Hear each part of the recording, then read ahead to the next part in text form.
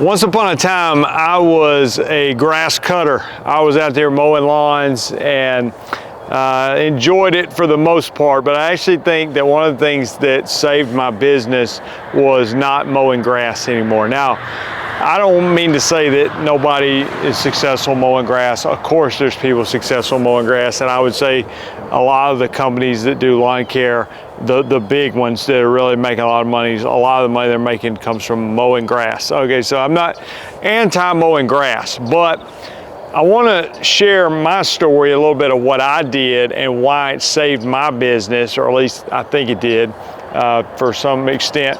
And I could do things different. If I had to go back and was mowing grass, I would approach it differently. But I'm hoping if you're mowing grass, this could give you some inspiration of what not to do and how to do things different. And I can tell you what I'm doing and how that changed and how it's benefited me, because it won't be for everybody, but it may be for somebody. So today's video is sponsored by Yardbook. Whether you're mowing grass or doing something else in lawn care, you should check out Yardbook. I've been using Yardbook since 2015 to run my lawn care business, so go to yardbook.com and sign up for a free account. So I'm wrapping up my 18th year in lawn care, and people asked me recently, like, what made you start a lawn care business? I said, well, I wanted to start a business and I didn't know a lot of other skills that I had that I could do, and I didn't really have a lot of experience mowing grass, but I went out there and I started doing that, and I had a lot of really bad jobs before that.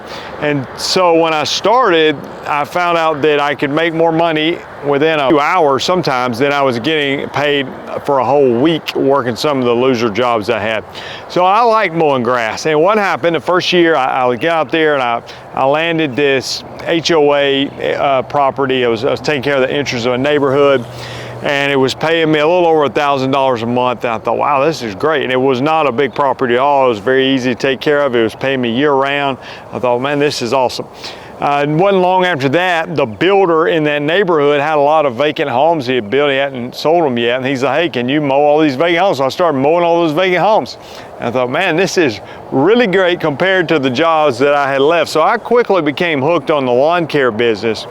What happened the second year, I found somebody, he was going out of business. He didn't want his customers anymore. And he told me if I buy a couple of his lawnmowers, he had 3 or 4 for sale. He said, if you'll buy a couple of my lawnmowers, I'll give you these customers. Well, it wasn't exactly as good as it sounded, but he did give me quite a few customers. I bought 2 lawnmowers. I think I sold one of them. I kept the other.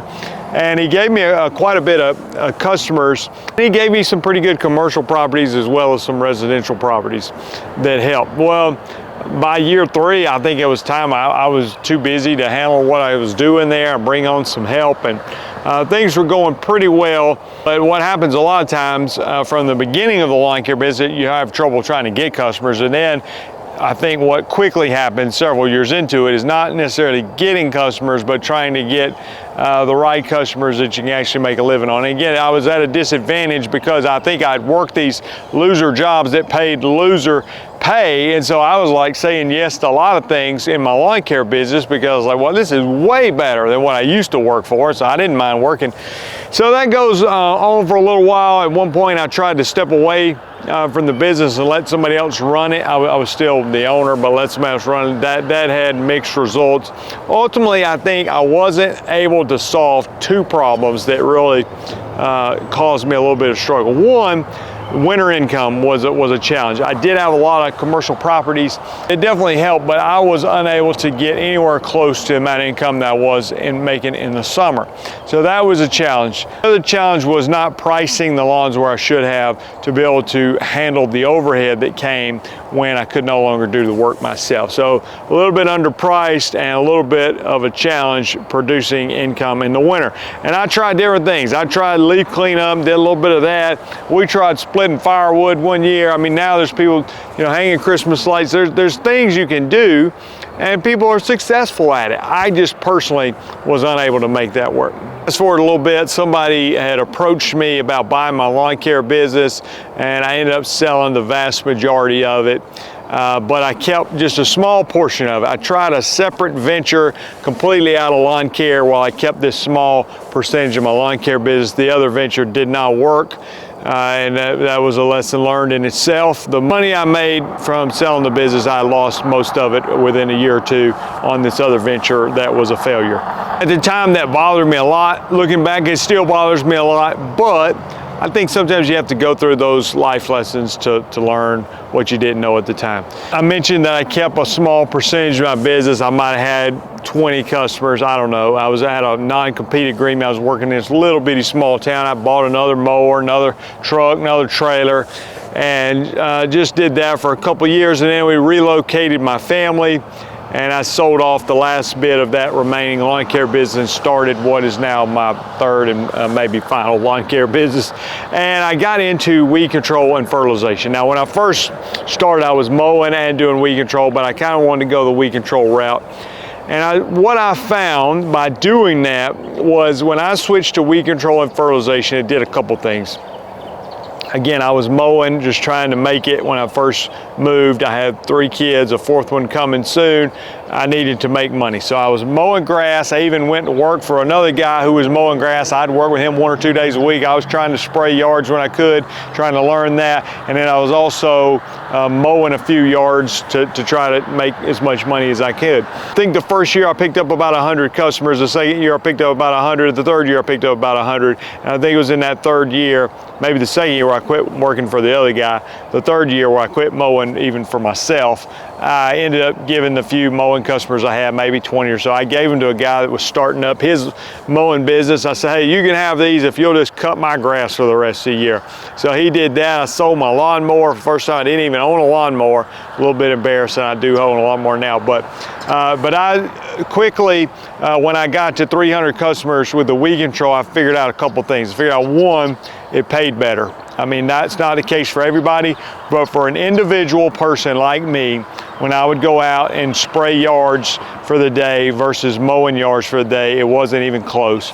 And it was less wear and tear on my body, wasn't as physically demanding, so I appreciated that. The other thing it did was it basically solved my winter income problem. Now, I understand I live in the South.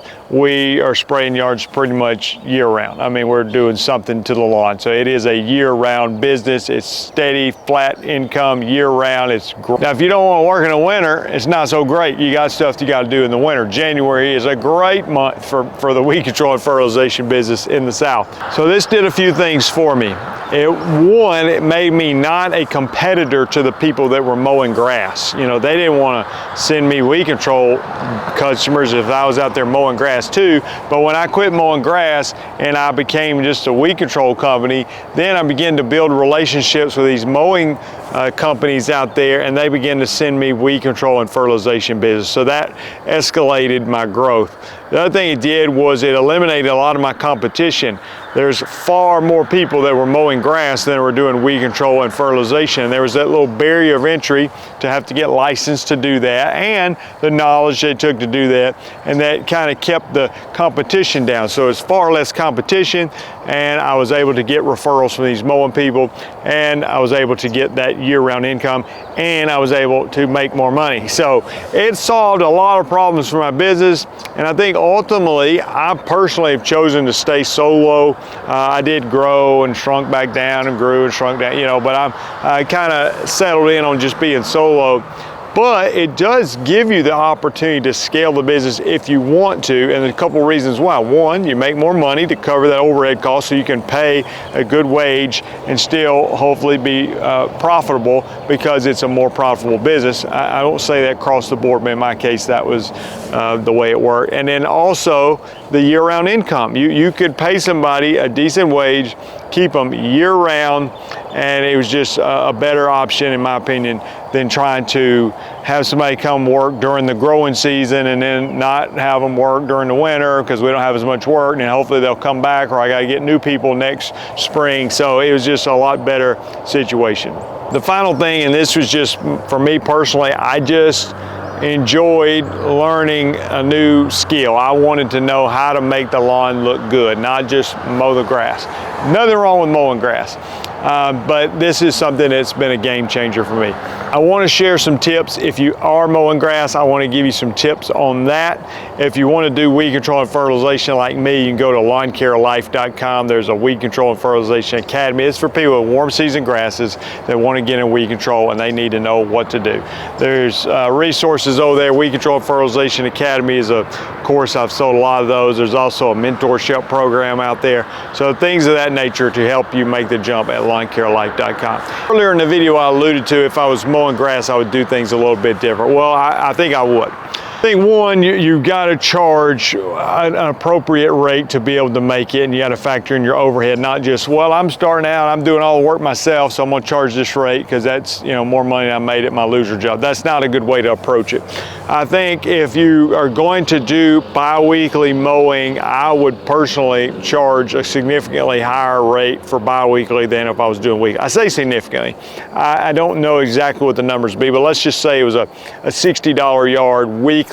I could see charging $75, you know, if it was a bi-weekly, and I would be open to doing that, but I would understand it was more work involved. Personally, I like the idea, and this, I haven't done this myself, and I don't think I'm going to, but I kind of like the idea of being like a all-in-one solution. When I say that, I'm talking about weed control, fertilization, shrub care, taking care of their beds, and mowing the grass. Trying to be a complete solution, but having where your yards just look awesome. And I would do that personally by spraying growth regulator on the yard and charging a flat monthly rate year-round, especially if I live in the South. We take care of your shrubs, we take care of your beds, and we're going to use a growth regulator and mow the grass every other week instead of every week, so that you can pay one flat monthly fee and keep the price very reasonable, because on my side, I'm only mowing the grass every 2 weeks instead of every week. I'm also taking care of all your weeds, so it's less labor, and I'm making up for it because I'm using a growth regulator on your shrubs and on your lawn. It's going to make it look really, really nice without as much labor involved. I love that idea. I'm sure somebody's doing it. I don't see a lot of people do it. I see people be the all-inclusive thing. They'll usually sub out the spray. I think somebody could do it all and have success doing it that way. If you're mowing grass, I think you got to really think through your pricing. I do think route density is super important because it's not profitable enough to just run around and make money mowing some random yard over here and driving 10 minutes down the road and mowing some other random yard. I think you got to come up with a winter income plan to help you solve that problem. And I like also the idea that a lot of people do where they have kind of a mowing route, but they're also trying to land these one-off landscaping jobs or something that's much more profitable, or bigger ticket items, so that they keep the steady income with the mowing, but they're trying to build the landscaping somehow to diversify themselves and set themselves apart. Whatever you're doing, I think quality wins the day, so you deliver excellent results, and I think that ultimately will help you get more customers and make more money. Thanks for watching. I hope somebody that can relate to this video, leave a comment and let me know that you've been in this situation or in this situation right now. And if you hadn't done so, subscribe to the channel. I've been on YouTube for a long time, made lots of videos. And you can click on my channel and go back and watch videos from 14, 15 years ago that I made. Those resources at lawncarelife.com. We'll see you guys in the next video.